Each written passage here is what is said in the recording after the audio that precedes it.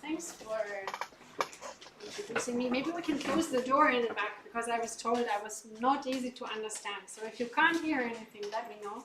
I try to speak louder in this second part.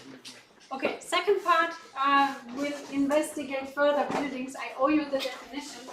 And then we will more closely explore this connection between groups like SLN and the various buildings we've already constructed in the first part of the talk. And the behavior of these groups together with certain subgroups that are already or still on the board will be captured by this notion of a BN pair. And in fact, these BN pairs will encode buildings in a certain sense. I'm going to present in this second part. But first, definition. What is a building? I've mentioned this at the very beginning of part 1, that a building simply is a simplicial complex. And I like to call it delta for today. It's a simplicial complex which is not the empty set. Okay, let's put this as a standing assumption, otherwise it gets really boring. It comes together with a collection A of nice subcomplexes, which we call apartments.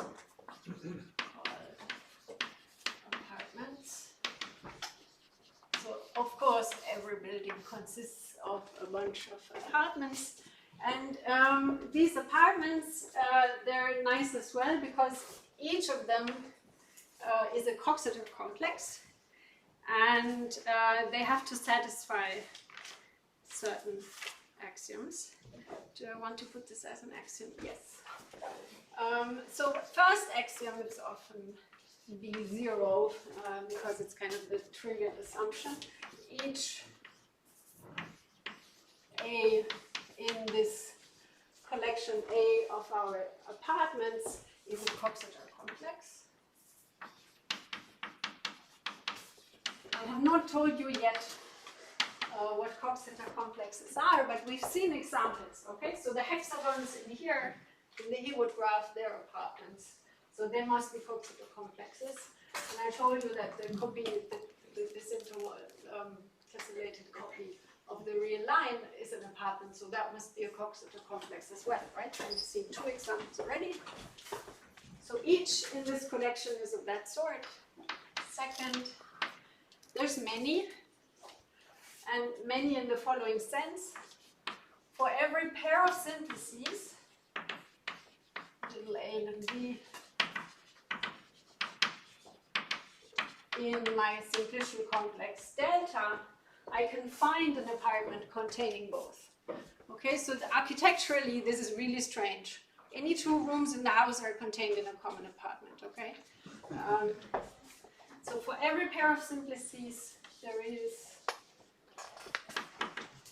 some capital A in our collection of subcomplexes containing my choice of simplices A and B. I just write A, B, L, B. Okay? For every degree of simplicity? Sorry? For every degree? For every degree. It's enough to ask this for the maximal ones, but you can ask it for all. Yeah? This turns out to be equivalent in the end. Okay, last axiom, B2, is an axiom that ensures that we're not allowed to glue weird things, which means, okay, I'll write it down and then I'll explain it, okay? So whenever you're in B1, so suppose you find A and A prime satisfying the first axiom. So you start with a pair of simplices and then you end up finding 2 apartments, A and A prime, containing both your simplices, little a and little b. Then you need to find an isomorphism, let's call it iota, from A to A prime am fixing A and B twice. Okay? In the end, you end up fixing the whole intersection. Which means that whenever you have choice of apartments containing a pair of simplices, then the apartments end up looking the same. Little corollary on the spot is that all apartments need to look the same, because if you combine B1, the fact that for any pair of simplices you find a thing containing the two, I did not assume that this is not the empty set, for example, or you could take points as well, like vertices, the smallest. So from the combination of these two axioms, B1 and B2, you will immediately be able to see that there's only one type of apartment and that they're all isomorphic to the same coset complex. Okay? As was the case in our two examples we've seen in the first talk. Okay? So exercise.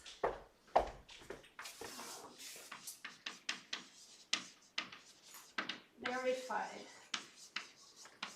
that this three-regular tree and the Hewitt graph are relates in this sense, that they satisfy this definition. Okay, so you have to come up with a collection of subcomplexes. You consider apartments.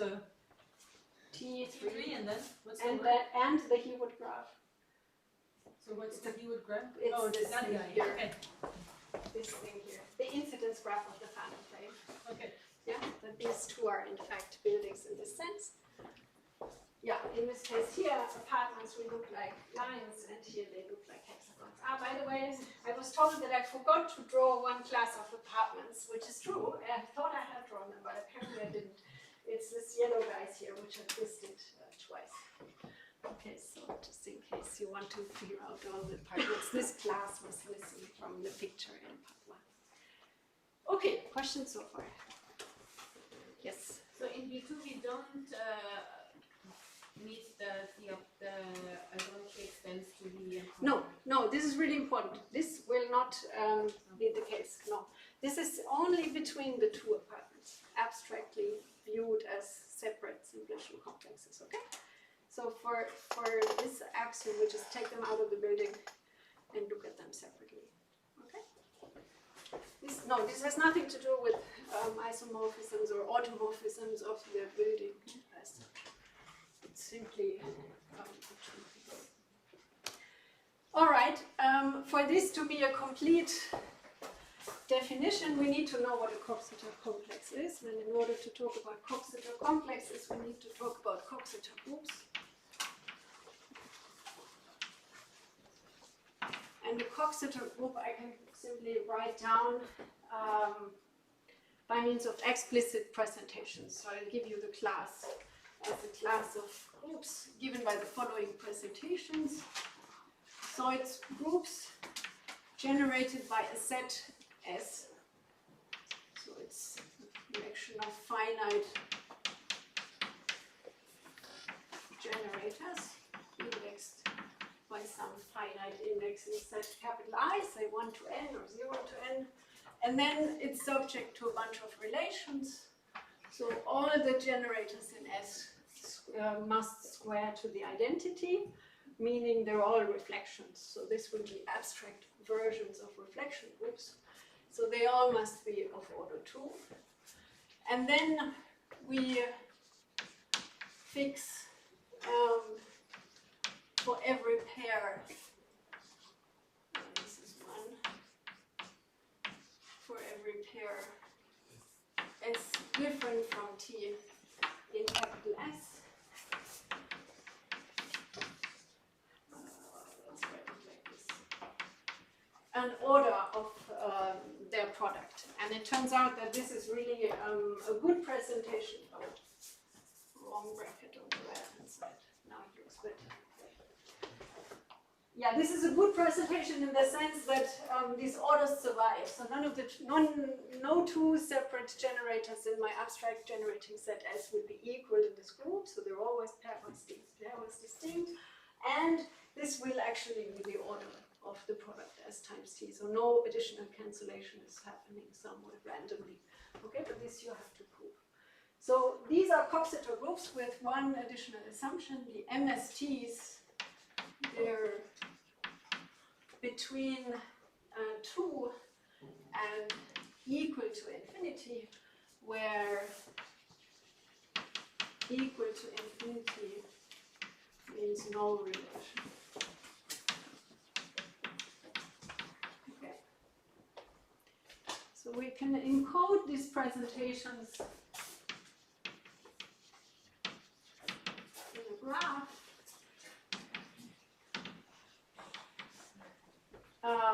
By putting a vertex for every generator. Vertices correspond to S. And we put an edge labeled MST if MST is at least 3. And sometimes we leave out the 3s. So your Symmetry on the order. symmetry, I forgot the symmetry on the, if you want me to add MST equals MTS. Thanks. Yeah. Okay, so for example, in these two cases here, we get a coset group corresponding to this diagram. We've had the presentation on the board. It was generated by 2 reflections. Say one here S and the other one here T, and the order of their product is infinite. Okay, this will never cancel out. And in here we have a group corresponding to this diagram, also 2 generators, but their order is 3. That was the reflection group being isomorphic to the symmetric group on 3 letters, where S times T times S is the same as T times S times T. Yeah, so in this case, order is 3. So the problem is that for every such presentation we get a group. The problem is that these groups could end up being isomorphic, and this is in full generality not yet solved. So this is called the isomorphism problem for coset groups, and it's an open question to figure out which diagrams or which presentations produce abstractly isomorphic groups. Okay. So this is a problem and an exercise related to this exercise.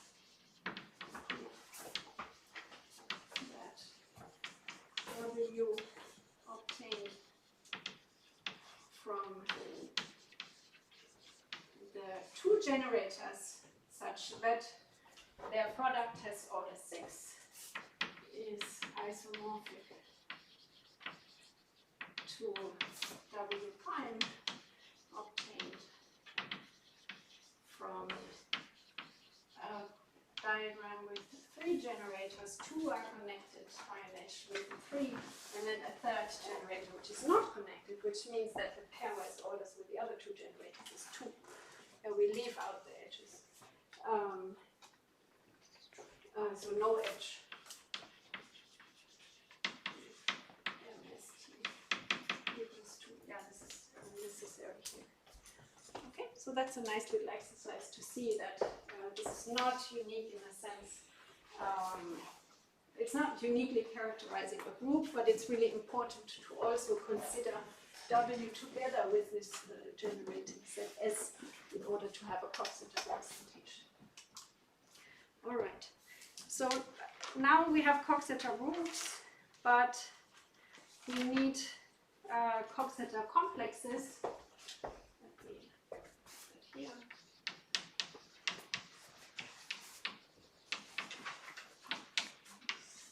And we can construct these complexes directly from the groups together with a bunch of subgroups. And these subgroups, they're called special subgroups. So for a subset J of our indexing set here, we have, of course, a subset of generators. And associated with this, we can define a subgroup W indexed by J, which is just generated by those generators that are in this subset of our indexing set S. Okay? So in our two little examples here, the only choice to actually choose a proper subset of our generators is to just stick with one generator. So for example, S in this example up here, we end up getting a really tiny coxeter group consisting of one generator, which is an involution. There's no other generator, so no additional relations. But it still satisfies these conditions up here. So that's a really tiny coxeter group acting on a zero sphere, swapping 2 points. Okay. So that would be one choice of a J, and the other choice for a J would be this other generator, which would also be a group of that kind. And in fact, these groups end up being nested just by construction, right? Whenever you have J prime subset J, you end up getting a W J prime sitting inside WJ. Just by construction, you take a subset of the generators, so it's also a subgroup, it's not just a subset. Yeah. And then we have a natural partial ordering, and we can take the coxeter complex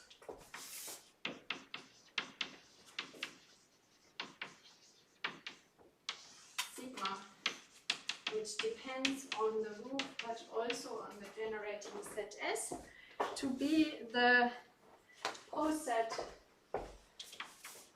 of special cosets, i.e. cosets of these special subgroups ordered by reverse inclusion. Okay, I have to put names. So this is a special subgroup and a special coset. This is a thing of the form W times Wj, where little w lives inside the big group. Okay, so for example, we take S times the group generated solely by T. This would be one of these special cosets. Let's do an example.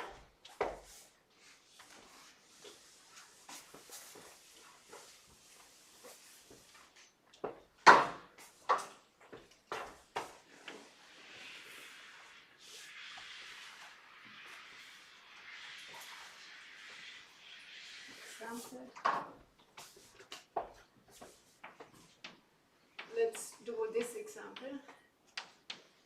That's already over there, right? How can we view this as such a coset? So, okay, what I want is J is allowed to be the empty set. So empty set is possible. So if I take J to be the empty set, then I get a trivial group. So empty set generates the trivial group. This is by convention. So I get cosets of the trivial group, so it means it's just elements of the group. But we've already seen things labeled by elements of the group, namely our maximal simplices. So the edges are the cosets of the subgroup generated by the empty set. Okay? So we have, say, S times this thing here, T times this thing here. And then this vertex here, this corresponds to this subgroup generated by S. It contains the trivial group and S, and hence it is contained in the simplices represented by those smaller subgroups. Same is true for the thing generated by T. And then the ones having the same color as this vertex T, they're cosets of that particular subgroup. Okay, so exercise complete.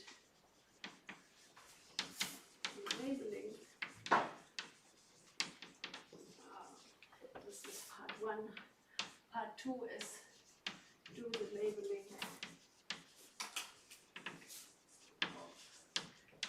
is the infinity example.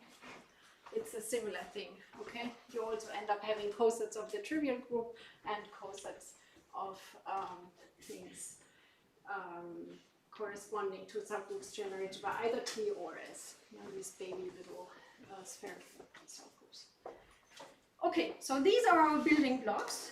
So whenever we have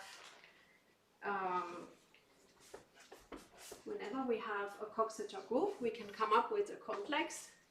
Coxeter groups exist in 3 families. First family is when the group is finite, this Coxeter complex will always be a sphere. If the group is infinite, there's 2 cases. Either your Coxeter complex will look like a copy of some r to the n, like in this case. Second example would be this typing of the plane by equilateral triangle tilings, which you can view as the Coxeter groups generated by 3 generators, and then pairwise always is 3 if generators are not the same. You see that this contains a copy of the hexagon, right? I will come to that. And the third class is one I want to ignore for today. It's actually the largest and most interesting and wildest class. It's infinite groups that do not produce r to the n's, but they act on hyperbolic spaces or some more general class of spaces. But we will ignore those for today. So the ones important for us are those admitting co-compact actions either on spheres or copies of the Euclidean spaces. Okay, as in these 2 cases we see. Okay, I want to highlight some structure theory of this affine case, because this is the one that corresponds to constructions like this tree, 1 dimension up. So if you've noticed, we had in part 1 the example SL2-3 producing this 1-dimensional graph, and then we had SL2 producing this tree. If I take SL3 and lattices inside k to the 3 with a similar neighboring relation as we had here, what I end up with is a building of 1 dimension higher, namely dimension 2, and its apartments will look like this. They will be tilings of r squared by equilateral triangles, each vertex corresponding again to a homotety class of a lattice, but now in a vector space 1 dimension up. Yeah, now we have 3 basis vectors, and therefore we get a dimension 2 plane instead of a line. So the torus will then be isomorphic to z squared rather than z. Okay. I mentioned in part 1 that this group D infinity here has a semi-direct product structure where you take just the reflection along S and then color preserving translations. Same is true in this case. So here we have 3 colors. With every triangle has vertices of 3 different colors, white ones, red ones, and another red one here,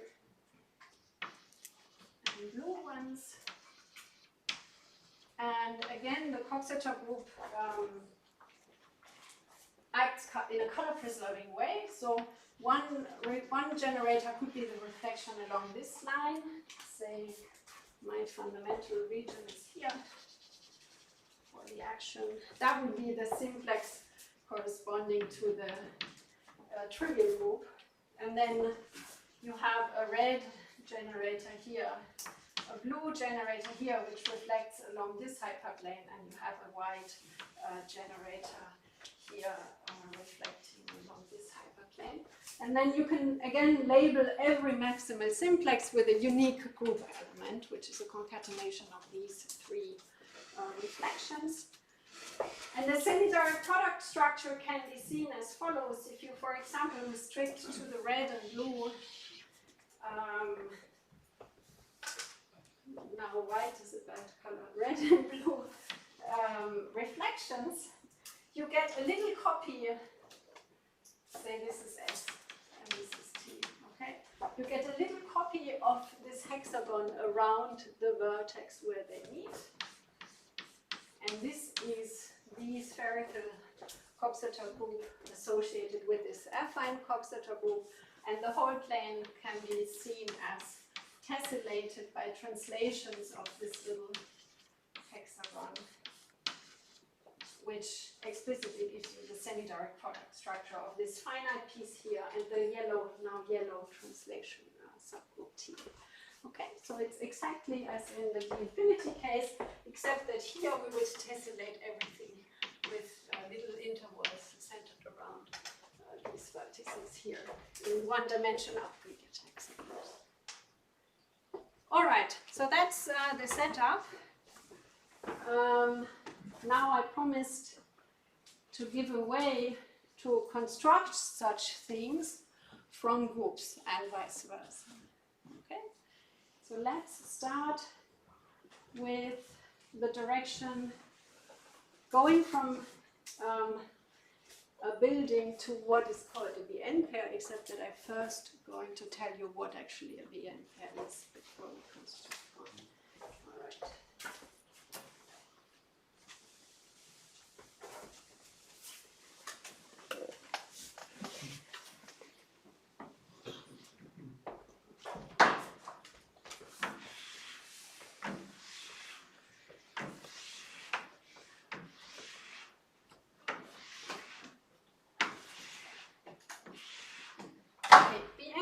Are also given by a list of axioms. Definition. Bn pair for a group G is a pair of subgroups and surprise. They're called B and N, such that a certain list of axioms holds. Okay? Such that first, B and 0, G has to be generated by the union of B and N. So we want them to be large enough to capture the whole group, yeah? So no tiny subgroups allowed. B and 1.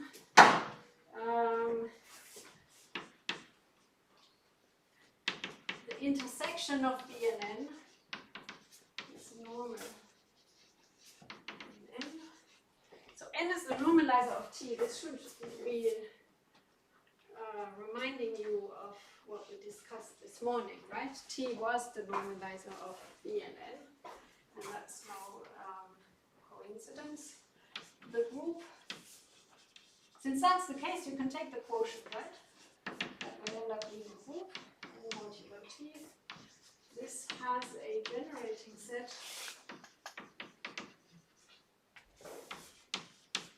which we call S, S1 to Sn, such that two additional axioms hold. Bn2 says that for any W in this quotient in modulo T, and for all Si in S, double cosets multiply nicely. So if I take a B double coset of little w and multiply it with 1 given by Si, then this is contained either in BWB or in BWSIB. And this says something about backtracking. Okay. The W is an element in my group, but I can also interpret it as a path from my favorite alcove or favorite chamber labeled by the identity to a chamber labeled by W. So this corresponds to some path to here, and in fact a minimal path. And this little SI is making this path longer by another path, namely a path of a one-step path corresponding to my generator. And then two things can happen. Either this extends the path, in which case you're in this W coset, and you're not backtracking, or you're backtracking and you end up one step earlier, in which case you are still not leaving this VW. So this should really remind you of the talk right before, right? So this is the higher dimensional analog of this gluings of non-backtracking paths. The path is a word in the SI, Yes. but it's not unique, right? No, it's not unique. That's part of the challenge. You have to, take into account that this always holds no matter which word you pick for your element W. Okay, we're missing one more axiom just to make sure that the definition is complete. Bn3 is I want that for all S in S, if I conjugate B by S, then this is not the same as B. So this is not always necessary, but this will ensure that our buildings are thick. Let me put this as a remark.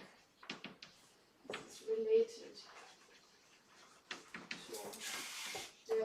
to buildings being thick. And thickness of a building, let me put this here.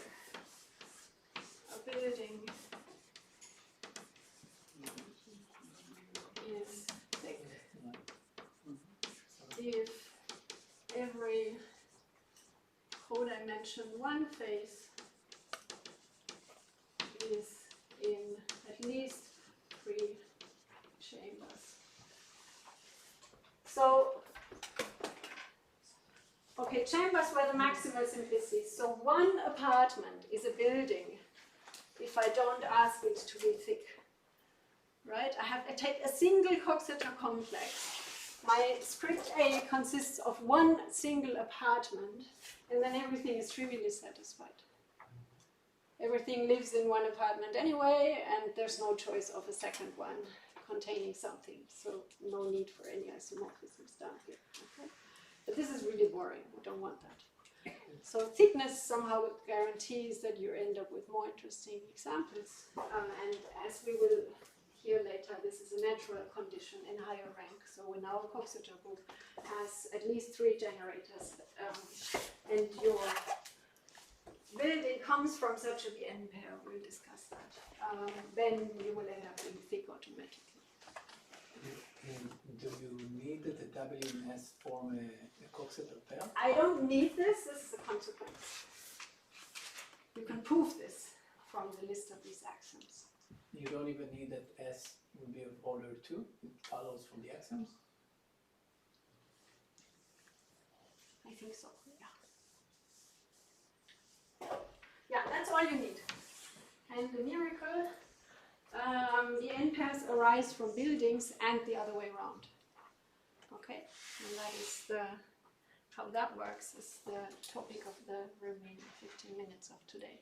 Okay? Just to make sure. Oh, sorry. Yeah, sure. This example over here then is not thick? This, which one? This one? Yes.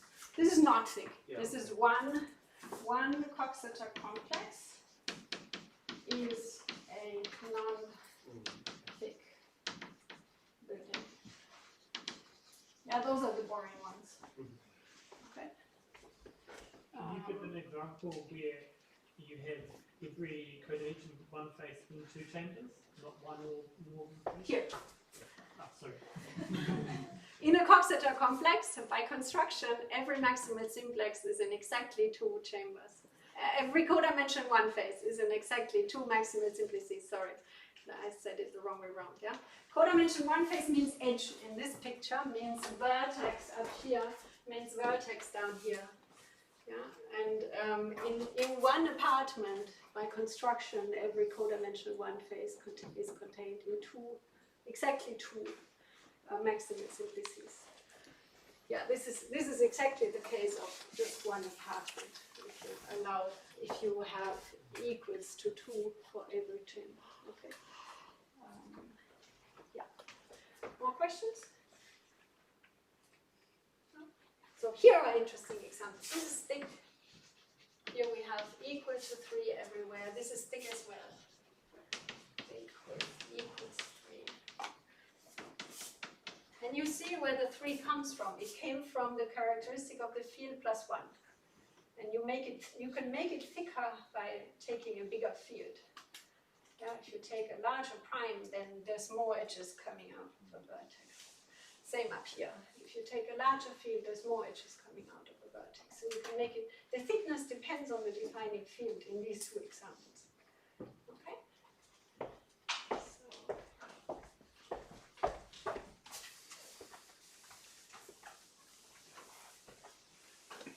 Okay, so this list of axioms looks pretty random and is in fact a distillation of observations of the kind we have made in the first part. And I'll show you how you can always end up with a Bien pair from a building.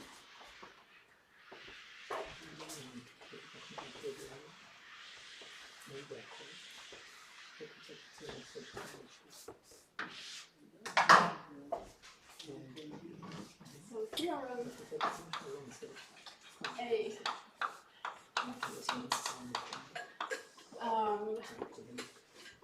let delta be a building. Let G act on delta strongly transitively. I.e. transitive on pairs chambers contained in an apartment. Okay, so this we had this morning already. Then okay, what did we have? Let's have a look. What was B? B was the stabilizer of my favorite maximal simplex. Okay, put B to be the stabilizer in G of C0, where this is a fixed maximal simplex, so a fixed chamber. And then N was the setwise stabilizer of G of my favorite apartment. This was a fixed apartment, and it had the property that it contained, by construction, my favorite maximal simplex, simply because I defined both of them with respect to the same basis, choice of a standard basis. Okay? If I do this, then Bn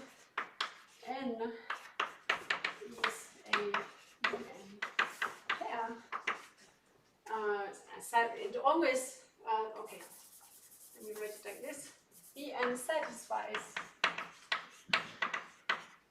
the Bn pair axioms in 0 to Bn2 and satisfies Bn3 if delta is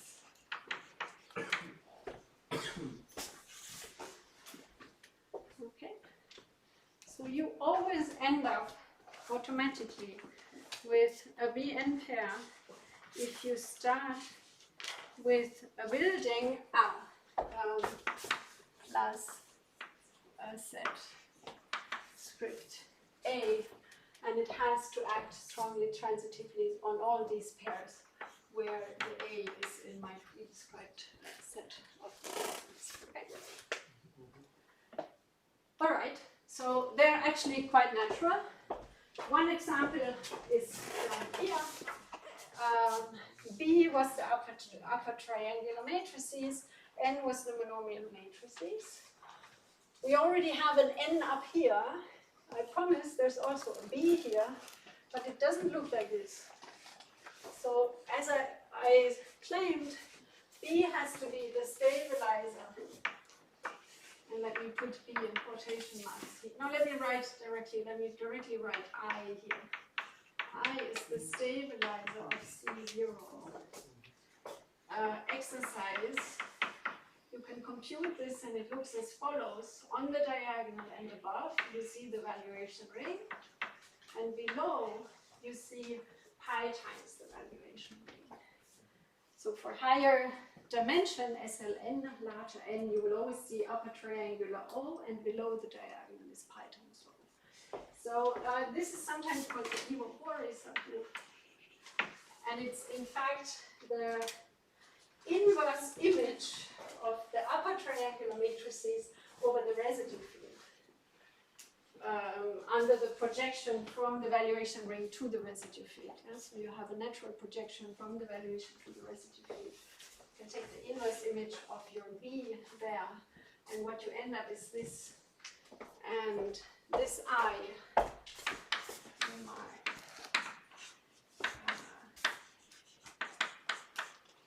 Part 1, example 2, the I, n of, let me write n of k, so that we do not confuse which entries to take. This is a B n pair. And in the first example, the actual B and the n was a B n pair. They differ though structurally. We call this a spherical B n pair. Sometimes. And this thing here is an affine B n pair. And the spherical ones you always have if you have a group like SLN, GLN, SPN, such. And these affine ones, you only see them when you have these discrete valuations around, right? Otherwise, you cannot construct such an I. Okay, so we have natural BN pairs arising, and we've already seen examples of them. And then I mentioned that you can go back and forth. The other way is also possible. If you start with a BN pair, you can construct a building from it. That's my wave. Let me don't think so.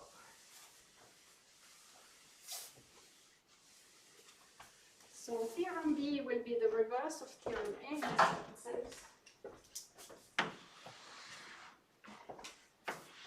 Theorem A tells you how to get from a building to a BN pair.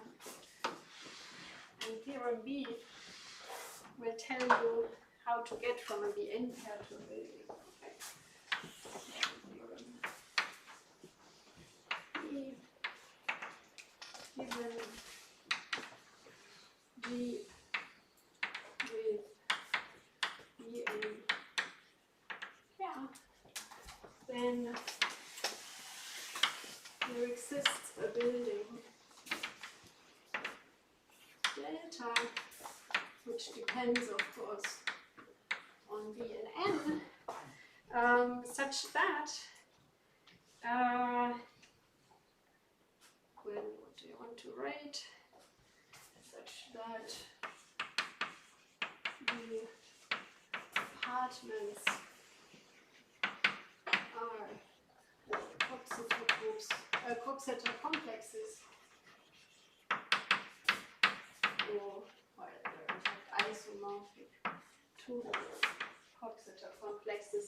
For the while group you see here, so for the coset group you can define B and N by defining T to be the intersection of B and N, and defining W to be the quotient of N modulo T. Okay, so if you want to prove this theorem, first thing you have to prove that in fact this is a coset group, and that it produces a complex. So we use the last couple of minutes, 5 more minutes, right, define this. Sorry. To define this complex. Other questions? Yeah, aren't you missing some ingredients in the sense? I'm missing. Well, not the ingredients, but the result is like too weak in a sense. You just Yeah. It's weak. I want more things. What do I want? Well, I will. It's constructive. I can write down exactly what the delta looks. This I'm gonna do next. The group has to. So my group will act on the building. Yes. Well, I can. Yeah. If I don't connect G with the building, there's no point. Thanks. Also, G acts on the building in a color-preserving way.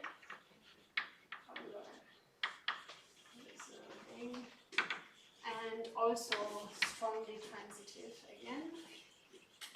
So again, transitive on pairs of maximum simplices contained in apartments. What else do I want? Bn3 implies delta is thick. So it's not just any building, it's a thick building. Do I want anything else? N, it has all the good properties we saw in the examples. So N stabilizes a favorite apartment set-wise, and E stabilizes a favorite chamber also, yeah, set-wise quantized. Do you want more properties? Okay, and remind there is this issue of whether or not the enters are saturated. But I forgot to look at it. So the issue of yeah, you mean the complete system of apartments, or what do you mean with saturate? No, it's whether N is the full stabilizer. yeah, that need not be the case. yeah. I think it's like this. Yeah. Yeah. It's the full. No, not automatically. It's not always the full, but it always stabilizes the apartment set-wise. Yes, thanks.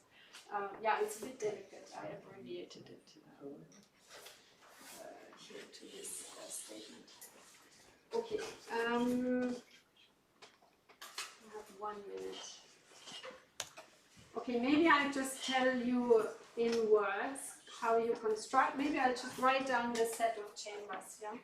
The set of chambers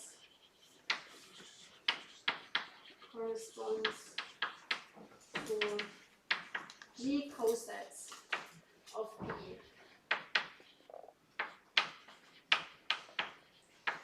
So that's the first tiny bit of how you construct this simplicial complex delta. The maximal simplices, they will correspond to the cosets of B. And from the Bruhat decomposition, remember that we were able to write all of G as a disjoint union of double cosets indexed by the while group. We will be able to construct parabolic subgroups which somehow are the G version of these parabolics we had, of the special subgroups we saw in the Coxeter group, namely that you only take partial generating sets and with this create certain nice subgroups of G which will be nested around these G cosets, again providing us with a coset structure with a reverse ordering. Which will allow you to construct this building explicitly, but I think I'll skip that for tomorrow morning and not to squeeze it into -2 minutes probably. So sorry for going slightly over time, but I wanted to put this theorem B. Thanks for your attention.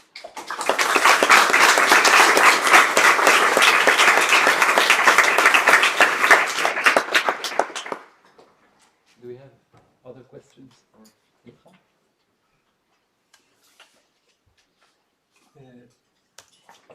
Two questions. One, I think there should be like an inverse on the second S in condition Bn3. Yes and no. You can put it if you want, but the S's will end up being their own inverses. But I think there is a counterexample without the inverse. Okay, let's put it. Yeah. Never mind. second question is about the color preserving. Yes. So there are groups with act on a building strongly transitive without color preserving.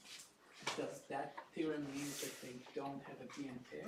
What do you mean by without color preserving? So like PGL2QP acts on the tree, but he also switches the two colors of the vertex. Yeah. It's, I mean, you can act non-color preserving. Yeah, you can act non-color preserving, but then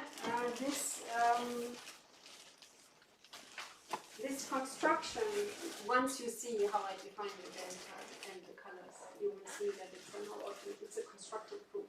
It will automatically preserve colors. It does not mean that it cannot act color preservingly. A group can act on things in many ways. So I can have the integers act on the copy of the real line by shifting by 1, or I can have them act by shifting by 2. Shifting by 2 would be color preserving, shifting by 1 not. So if you find an action that's not color preserving, it does not mean that you cannot find an action that is color preserving. It's a different action. Is that what you were asking, or not entirely sure what the Well, maybe it's the fact that you can always go to a finite index subgroup. Yeah, that as well. If you act non-color preserving, you can look at the subgroup of all things that preserve the color. But shouldn't the building be unique? Build in what sense? For a group with... Yeah, but the group is not unique.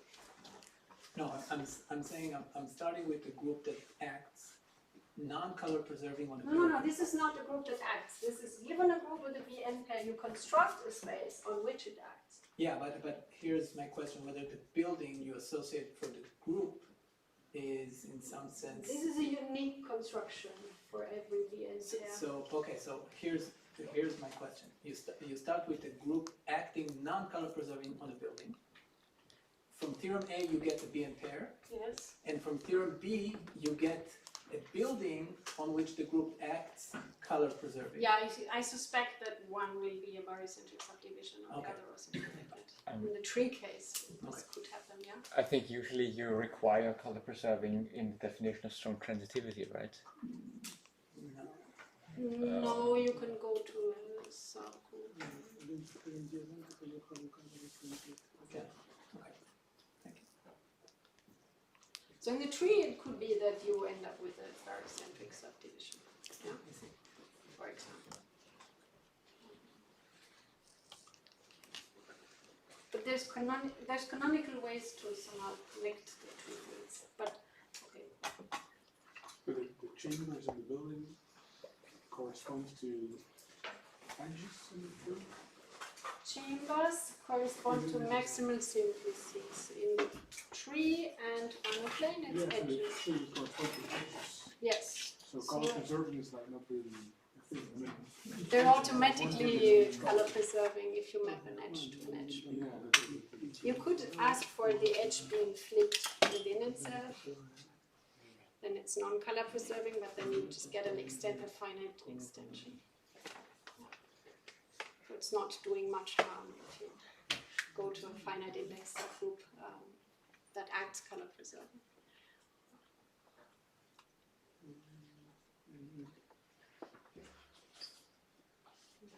Okay, but if there is no more question, let's thank Petra again.